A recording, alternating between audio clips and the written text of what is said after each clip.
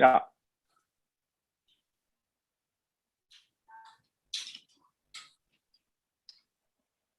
A very good evening to all our viewers today. Today we have a very young and dynamic leader coming all the way from Assam. He has leading one of the very beautiful locations in east of India, Nowgong. May I welcome Mr. Pradyut Bordoloi to share his journey in politics and his vision for Assam with us. Hi, Harsha. It's a pleasure being connected with you and through you. The millennials, the youths, all across the country, probably. I'm very happy to be with you this evening. Harsha, it has been a long journey indeed. Am I audible? Can you hear me? Hello, can you hear me? You are audible. Okay, fine. So it has been a long journey. You have asked me as to how did I come into politics. Well, it happens, when it usually happens. Most of our politicians, you get baptized by fire. When you were in the college, probably in student politics. That precisely happened to me. I came from a very small Mofussil town of Assam called Margarita, and came to study in Guwahati. There's a Cotton College, the premier education institution of Assam and Northeast India. And I was staying in a hostel. And then, of course, you get your seniors, your peers, and then, they encourage you to contest election. And that's precisely I did. I got elected in the Students' Union election. And then I became the elected general secretary of the college union. And, Cotton College being the largest education institution, you get students from all across the state and beyond. So, and then there has been a saying, of course, that is not true today, probably. Whatever Cotton College thinks, Assam would think in the future, Assam thinks later. So that's a flattery, actually, but whatever.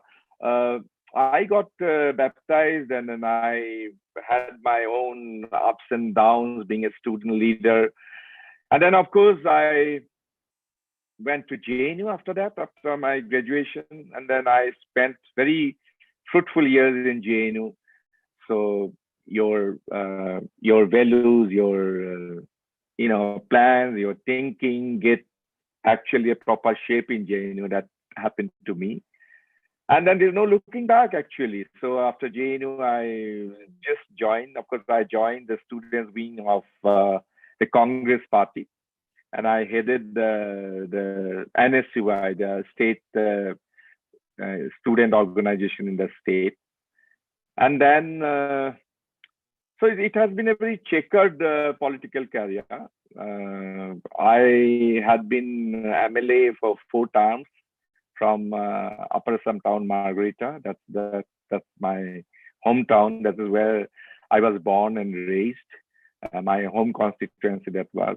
And then in politics, you cannot win every time. So I lost assembly election in 2016, and then took up a party assignment.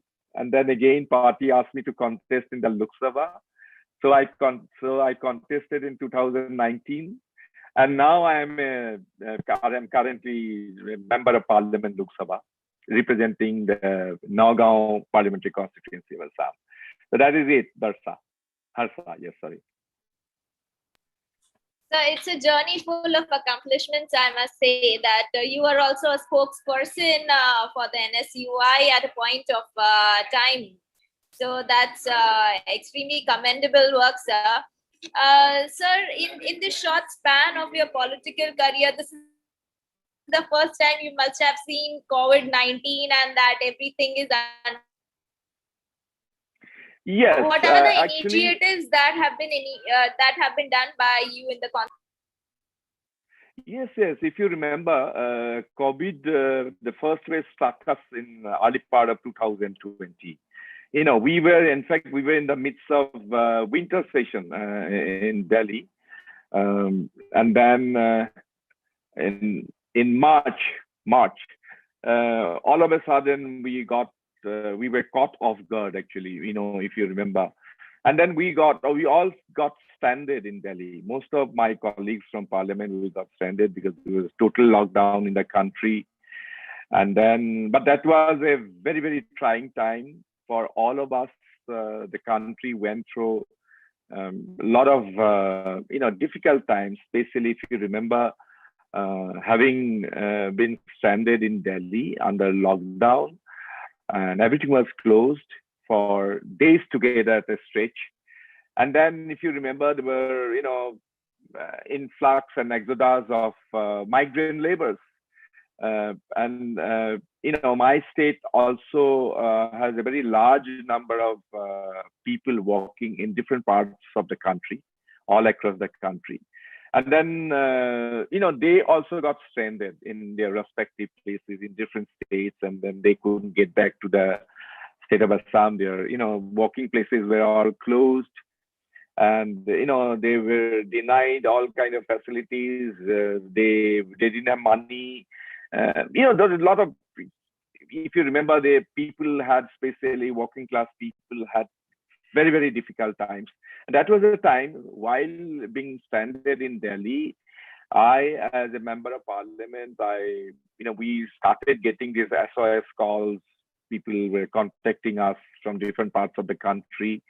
And we organized, relief, we organized support services, and we organized transportation of the stranded people, taking help of my colleagues cutting across party line, because wherever, suppose people were stranded in, say, Telangana province or Mumbai or anywhere. So what we did, we got in touch with our respective friends. Somebody probably belonged to Shiv Sena, somebody belonged to probably YSR Congress, or somebody belonged to BJP.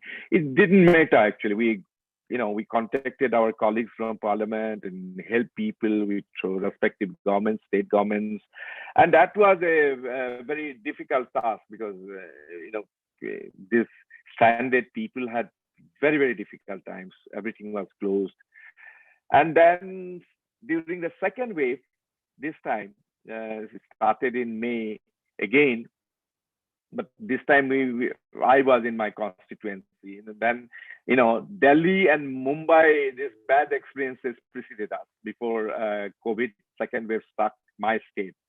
So we were seeing the difficulties in Delhi, how people were suffocating. There's no hospital bed, there's no oxygen, and there's no availability of essential services, and people were dying, and people were lining up in front of the hospitals. So realizing that, as far as I'm concerned, in my constituency is a very large constituency comprising 3 districts in Middle Assam. So immediately I decided to put up COVID care centers from my own. But I belong to the opposition. As you know, we don't have the resources. The government also actually at times doesn't give us that kind of support as you want. But on our own, with different people, with NGOs, and we mobilized and we put up COVID care centers. And then actually by very hurriedly, I put up volunteer teams. And these volunteers are all youths, college going students or university students, or, good Samaritans. So we walk. That is also another experience. I would like to tell you that, we walk day and night, those difficult days, arranging hospital beds, arranging oxygen, getting medicines, and difficult times. People got stranded, and then, if you get contracted or afflicted by COVID, you are taken to the COVID hospitals, and then you get disconnected with your family, the rest of the family. And rest of the family also get very worried. There's a lot of psychological trauma for these people, both a lot of depression, a lot of things. So we actually tried to, what we did, we mobilized psychiatric help. We took the help of doctors and counselors, and reaching out to different people who were under a lot of stress. And then another very difficult problem we all experienced across the country, as we know.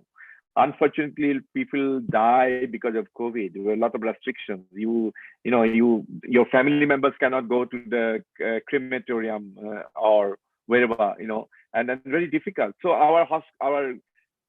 these volunteers were, given passes and given proper PPE kits, and then we placed them into service, and they tried to be with stand by the family and give all kind of supports. And this was a very fulfilling experience. In a way, we could help a lot of people, giving oxygen, medicines, food, counseling, all these. Unfortunately, now the COVID graph has gone down, so we now dismantled that COVID care centers that I was running for last 2 months in my constituency. So we learned a lot actually in the bargain. Sir, your location is flood prone. Assam is a flood prone area. In those times, how are you managing, especially during the COVID, along with that, the lockdown and managing the problems? So how do you ensure that floods do not really affect the present ongoings of life? Harsha, probably every year you guys get to hear about flood affecting Assam, because Assam actually is a recurring phenomenon. It all happened mostly from 1950s. There was a great earthquake in Assam. It Richter scale was something like 8.7 that time, and then somehow afterwards, after 1950, Assam experiences floods in the floodplain. We have a floodplain ecosystem in the Brahmaputra Valley mostly. There's another river valley called Barak Valley. And then we routinely have floods. But floods, see, there are two things. There is both negative side and then positive side. Positive side is this. You have heard about our Kaziranga, World Heritage Site. Kaziranga is known for its diversity, biodiversity. Assam plains is immensely, we are very rich in biodiversity, but biodiversity always gets nourishment from the floods, because floods nourishes. So we need the flood. But if flood overdoes it, if in particular years that floods also creates havoc, and then we have a lot of problems, because Assam Valley is like a bowl. The certain areas we get affected by flood. Otherwise, because of our paddy cultivation, our agricultural produce, our biodiversity, nourishment of our entire ecosystem, flood is required. But at the same time, in certain months, probably starting from this, we are just getting into the high season of flood. July, August, these are the high season of floods, and then we incur a lot of losses during the year throughout Assam. And my constituency is also not immune to flood. We have floods, but not in all areas. Certain areas, in the riverine areas, especially the riverbank areas of Brahmaputra. But one particular thing I would like to tell you, you must know this. You see, every year we experience floods. Floods would create havoc. And then probably floods, water will remain for 4 days, 5 days, 1 week, a maximum 10 days. Then it will subside and flood goes away, leaving a trail of devastation, of course. And that drains out a lot of resources. But there's a year-long phenomenon we are actually Assam's economy is affected very badly for this year-long phenomenon. It's called riverbank erosion. Riverbank erosion is something that it happens throughout the year, and you can't believe it. If you have, I do not know if you have ever come to Assam, or all my young friends, Brahmaputra is it's the only, it's told the myth is there. It's the only male river in the world. Brahmaputra is the Putra of Brahma. But Brahmaputra is so mighty. Is the lifeline of Assam. And then when you come to, even if you come to Guwahati or further upper Assam, believe me, if you are on this bank, you can't see the other bank. It's so large, so wide, unbelievable. And during the flood time, you can see the energy of water, flows down to Bangladesh and to the Bay of Bengal, such energy. But what I'm basically trying to tell you, flood is there, but after the flood subsides is the riverbank erosion. Every year, because of the riverbank erosion, we lose thousands of hectares of cultivable land. And in the bargain, Brahmaputra gets widened. In the bargain, the bed of Brahmaputra gets swallowed, and that is why it's a kind of a perennial problem. And then we have to have a scientific solution. And more than the flood, this is the riverbank erosion that actually our economy is affected very badly. So this is where, when I was in the government, in the state government, we were trying to take measures, scientifically tackle this problem of riverbank erosion or tackle flood. But it's a very monumental problem for all of us. It's easier to say, different theories, different scientific solutions have been tried, but we have not been very successful. That is one problem we are always get settled with. Yeah. Sure, sir. I guess it's a blessing as well. It's a boon too. So in the current times that we are in, during the COVID, during the pandemic, as it is a number of uneducated as well as educated unemployed youth is increasing everywhere. So in order to address this challenge of unemployment in Assam and in your constituency, what are the initiatives that you are taking or you foresee to take post the COVID-19? Harsha, that probably these are the times that the unemployment, not only in my constituency, all over the state and all over the country, unemployment problem has risen to size of a colossus, actually. We are all getting dwarfed by the size of unemployment. And then it is very, very depressing, actually. Everywhere you go, you see the youths are idling, educated youths are not getting job opportunities. There are not enough jobs. And on the top of it, as you know, since the COVID, the employability, the scope of employability has reduced. People have gone jobless because the factories have closed, or they have scaled down their operation. Everywhere this kind of dismal situation is there.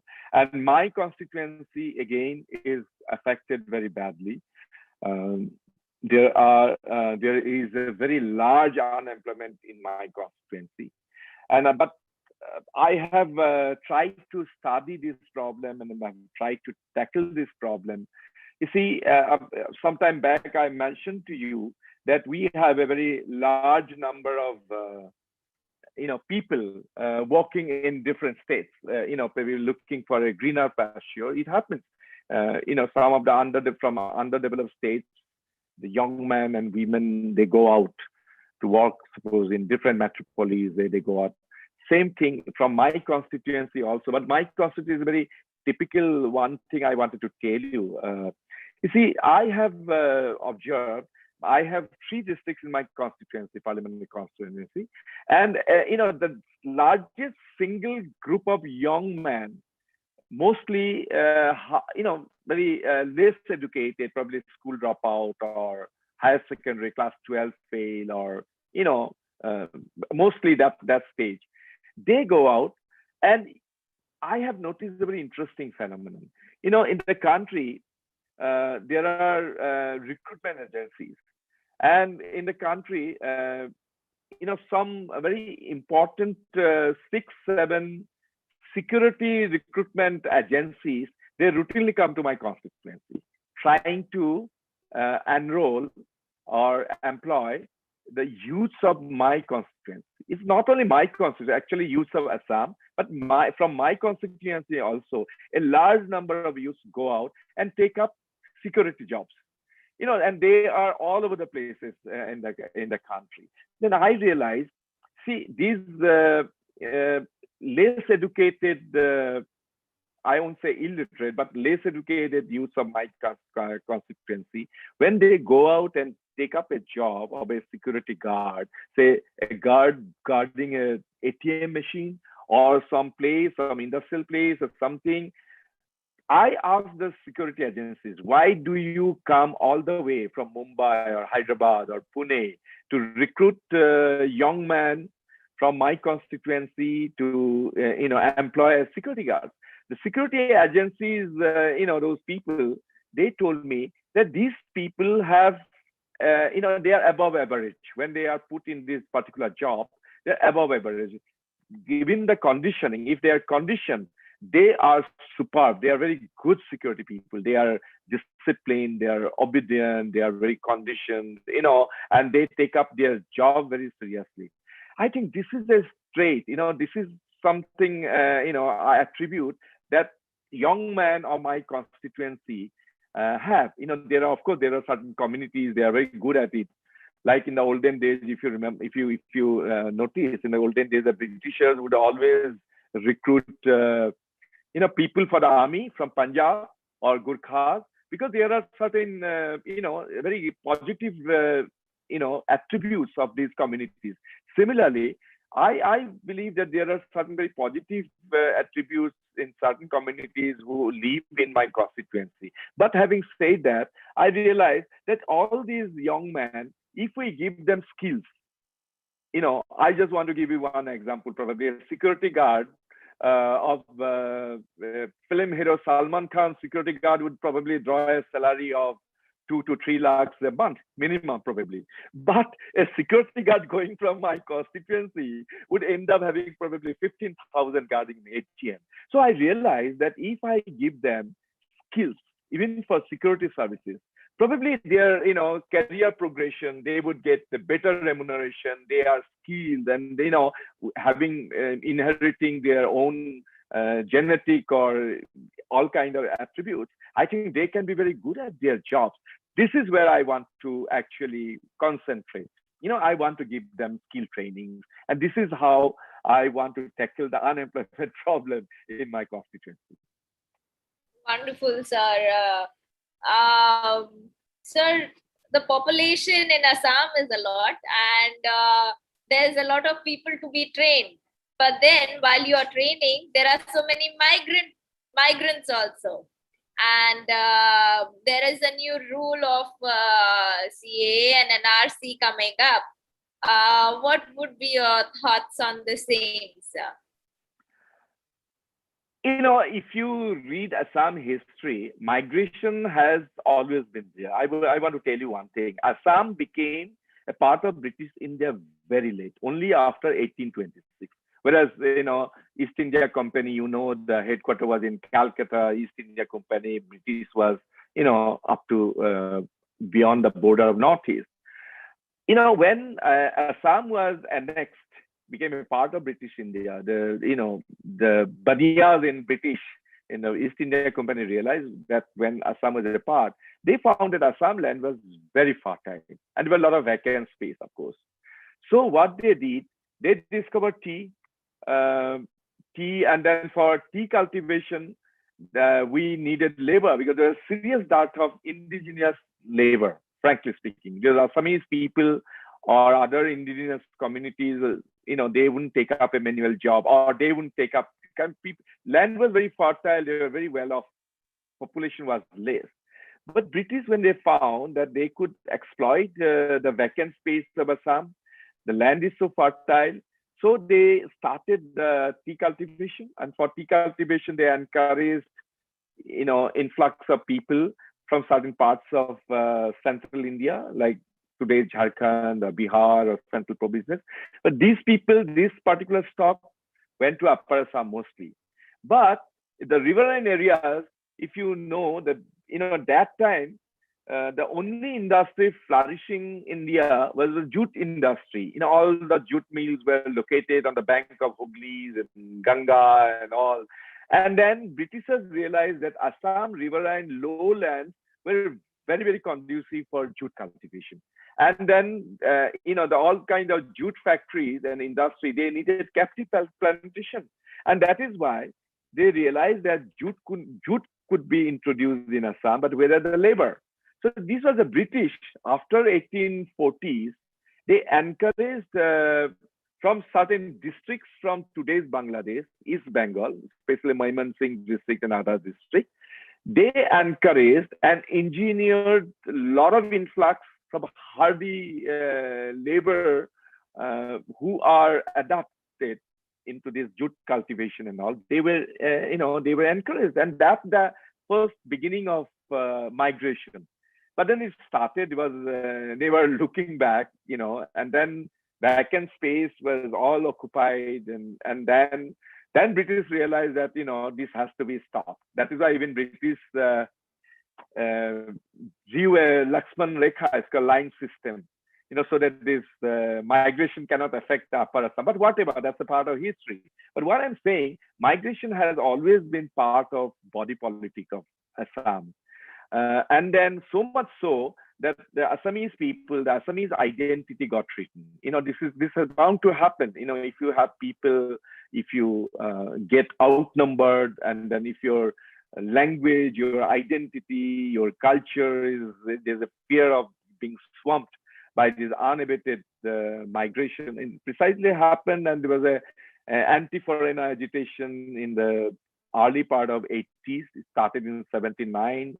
And, there was a 6-year-long Assam agitation, and then culminated into signing an Assam Accord. An Assam Accord, which was signed in 1985 during late Rajiv Gandhi's time, who was the prime minister then. See, Assam Accord, that's why drew a Lakshman Rekha. Like, this was the date that whoever came, whether a Hindu or Muslim, whoever came to Assam, they would be given citizenship status, but no further, das further and no further. That was the spirit of the Assam Accord. So migration has always been very, very dominating political factor in Assam, because rightfully the people of Assam, the Assamese people, get threatened, get paranoid, because, and obviously, and Ka is something like this. Ka, as you know, actually it has been an afterthought of the NRC, National Register of Citizens. This is a very interesting thing I want to tell you. I hope my other young friends, many young friends may not know this. Assam was the first state. The NRC was introduced in 1951 after independence. And if you have read in the history, in the independent India, the first time the census took place in 1951. But that time, the government of Assam, the chief minister initially, late Gopinath Bordoloi, Bharat Ratna Gopinath Bordoloi, he took a cabinet decision and asked the federal government, asked the central government, said that along with the census that's going to take place all over the country, but along with the census operation, we must have a baseline data of migrants. And this baseline data, that is called National Register of Citizens. So National Register of Citizens was compiled in Assam way back in 1951, first state in the country. And then it got somehow, it was a very manuscript from. So later in the aftermath of Assam agitation, the student leaders insisted, and even the government of the day in 2005 in Assam, late Tarun Gogoi was the Chief Minister of Assam. He also insisted that this 1951 National Register of Citizens should be digitally updated, taking 1971 as a baseline, because 1971 is the baseline of Assam Accord. So that's the Lakshman Rekha I was saying. So NRC was compiled, but while compiling NRC, the political parties have their own agenda. BJP realized that, you know, it probably hurts their particular vote bank. So they want to give this feeling of assurance, and then as an afterthought, they brought in this CAA, actually citizenship. This CAA, as you know, it was the bill, Citizenship Amendment Bill, and later, of course, it was passed, bulldozed the opposition like us, and then passed this, and then it is now an act. So obviously, the people of Assam that time, even now, opposes the Citizenship Amendment Act, because it might again open up the floodgate. That is the, you know, the fear that lurks behind in the back of your brain, you know, back of your head. So this is the psychological, this is the reason that people are very apprehensive that again the migration shouldn't take place and government of India should open up the floodgate. That's it. Sure, sir. Sir, in the present times and in the coming times, there are different apps, online apps that are being developed, such as Digital Parliament, which connects elected political leaders with the masses and with the youth. What kind of features do you foresee that these kind of apps should have? No, I really appreciate and I commend your effort, Harsha.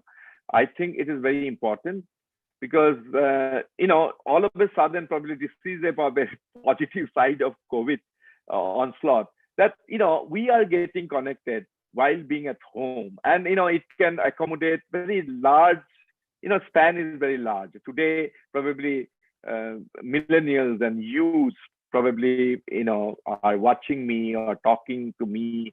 And this kind of app is very helpful because it, number one, it widens the horizon. It can, you know, facilitate interaction, and it can also help the youths to develop their own personality.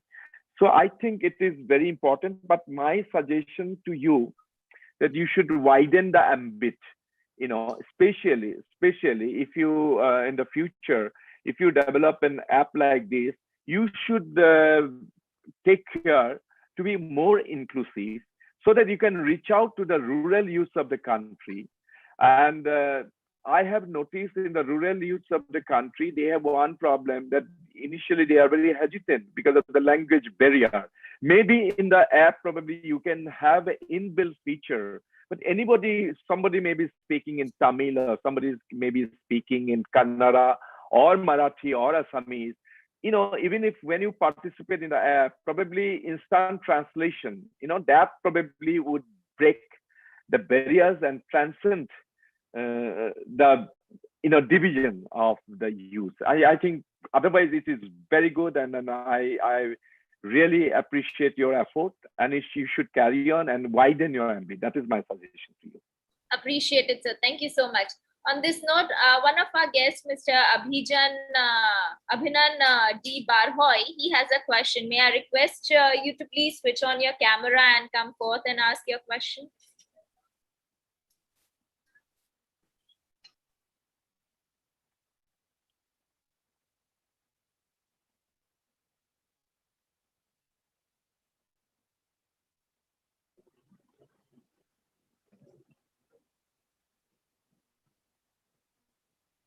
Hi, Avigyan.